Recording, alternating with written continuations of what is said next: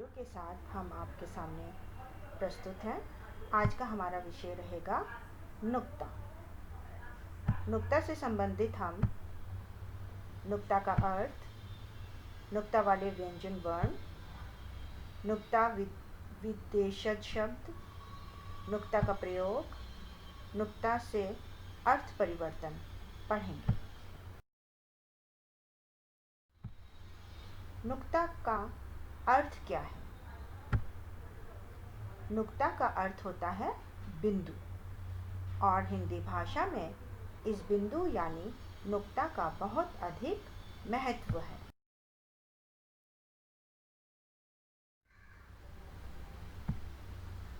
नुक्ता वाले वर्ण, व्यंजन वर्ण।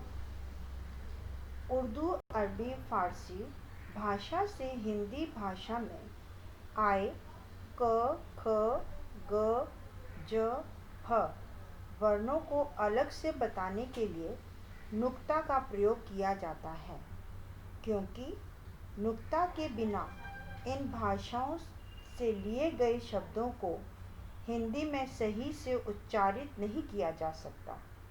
नुक्ता के प्रयोग से उस वर्ण के उच्चारण पर अधिक दबाव आ जाता है। उदाहरण के तौर पर हिंदी में खुदा का अर्थ होता है खुदी हुई ज़मीन, और नुक्ता लग जाने से खुदा का अर्थ है भगवान हो जाता है। दूसरा उदाहरण, हिंदी में गज का अर्थ होता है हाथी, और नुक्ता लग जाने से गज का अर्थ नाप हो जाता है। ध्यान रहे, हिंदी में हम सिर्फ फ और ज नुक्ता वर्ण का ही प्रयोग अधिक करते हैं।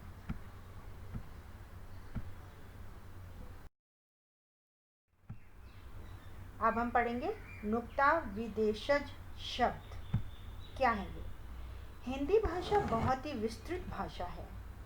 इसने कई भाषाओं को अपने अंदर समाहित कर रखा है, जिसमें कुछ विदेशज यानी कि विदेशी शब्द भी हैं। ऐसे ही कुछ शब्द, नुक्ता वाले शब्द जो भी हिंदी भाषा में प्रयोग होते हैं, वे विदेशज शब्द होते हैं, जैसे उर्दू, फारसी, अरबी या अंग्रेजी शब्द होते हैं। उदाहरण के तौर पर जैसे अखबार, कागज़, अफसर, काफ़ी, ये सारे या तो उर्दू भाषा से आए हुए हैं, फारसी से आए हुए हैं, या अरबी भाषा या अंग्रेजी के शब्द हैं, और इनको लिखते समय हम नुक्ता का प्रयोग करते हैं। नुक्ता का प्रयोग, ज बोलते समय अंग्रेजी के जे वर्ण की तरह आवाज़ निकलती है। ज बोलते समय अंग्रेजी के जेड वर्ण की तरह आवाज़ निकलती है। फ बोलते समय ऊपर के दांत नीचे के होंठ को छूते हैं। फ बोलते समय तो दोनों होंठ एक दूसरे को छूते हैं। ज और फ के नीचे जो बिंदी लगी है उसे नुक्ता कहते हैं।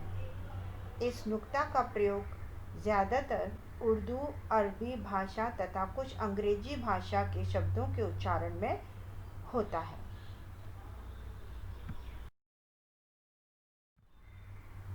नुक्ते से अर्थ परिवर्तन। यहाँ एक सूची है जिससे हम नुक्ते वाले शब्द और बिना नुक्ते वाले शब्द में क्या अर्थ परिवर्तन हो जाता है, ये पढ़ेंगे। एक नुक्ता, छोटी सी बिंदु, कैसे अर्थ में बदलाव ला देती है। राज, राज का मतलब देखिए, ज के नीचे नुक्ता लगा हुआ है, ज हो गया है, इसका मतलब है रहस्य, भेद। और वहीं राज यानी कि शासन, यहाँ पर राज बिना नुक्ता के है। एक नुक्ते से ही अर्थ में कितना परिवर्तन आ गया है। जरा, थोड़ा, कम। जरा यानी कि बुढ़ापा। जमाना यानी कि समय। जमाना, तरल से ठोस बनाना, जैसे दूध को हम जमा के दही बनाते हैं, पानी को जमा के हम बर्फ बनाते हैं, ऐसे। जीना, सीढ़ी, जीना, जिंदगी गुजारना। जन यानी पत्नी, जन यानी लोग। तेज यानी तीव्र, तेज यानी कि चमक, आभा। दफा दूर करना, दफा कानून की धारा।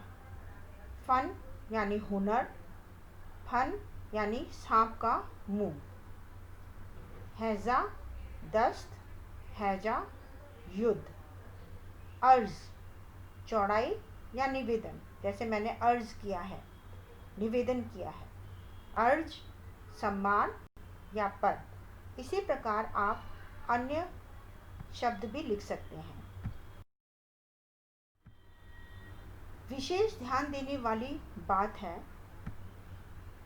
नुक्ता वर्ण के नीचे लगता है।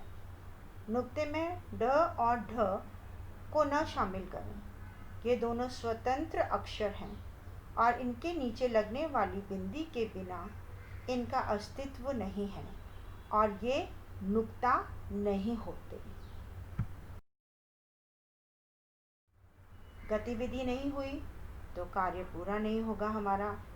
तो आज की गतिविधि है या नुक्ता की गतिविधि है, नीचे दिए गए शब्दों में उचित स्थान पर माथे की बिंदी द्वारा नुक्ता लगाएं। जैसे यहाँ पर ज़रूर में य के नीचे माथे की बिंदी, छोटी सी बिंदी लगा करके आप उसको दर्शाएंगे कि नुक्ता कैसे है।